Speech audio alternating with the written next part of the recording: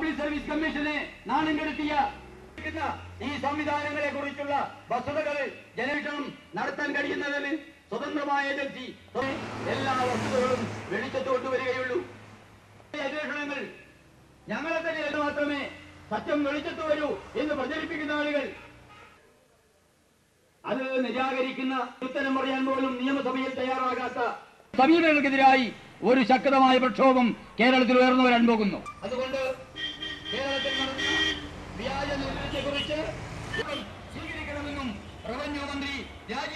Revenue വകുപ്പ് മന്ത്രി അതേക്കുറിച്ച് പറയുന്നില്ല, അഭിപ്രായം പറയുന്നില്ല, ബാലനും പറയുന്നില്ല, മുഖ്യമന്ത്രി പറയുന്നില്ല.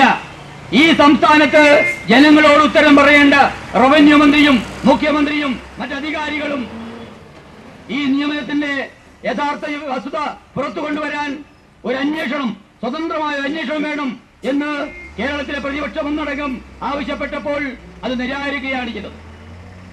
നിയമനം നടത്തിയ വ്യക്തികൾ അവരെ അതിൽ കൂട്ടുനിന്ന കാര്യങ്ങൾ പരിശോധിക്കണം. റവന്യൂ മന്ത്രിയുടെ ഓഫീസിലുള്ള ഉന്നത അധികാരികൾ അവരുടെ നിർദ്ദേശാനുസരണം അവരുടെ സഹായത്തോടുകൂടി അവരുടെ ഒത്താശയോടുകൂടി നടത്തിയ അഴിമതി, ആ അഴിമതിയെ പുറത്തു കൊണ്ടുവരണം എന്ന് ചൂണ്ടിക്കാണിക്കുമ്പോൾ ഒരു വളരെ നിസ്സാരവൽക്കരിക്കുന്ന രീതിയിൽ ഇതൊന്നും ഞങ്ങൾ നടത്തുന്ന പ്രശ്നമല്ല, നിങ്ങൾ എന്ത് പറഞ്ഞാലും, നിങ്ങൾ എന്ത് പ്രക്ഷോഭം നടത്തിയാലും, നിങ്ങൾ എന്ത് ഇവിടെ പ്രശ്നങ്ങൾ ഉണ്ടാക്കിയാലും ഇതേക്കുറിച്ചൊന്നും അന്വേഷിക്കുന്ന പ്രശ്നമില്ല എന്ന രീതിയിലാണ് ബഹുമാനപ്പെട്ട മുഖ്യമന്ത്രിയും മന്ത്രിമാരടക്കമുള്ള ആളുകൾ ഇന്ന് പറഞ്ഞുകൊണ്ടിരിക്കുന്നത്.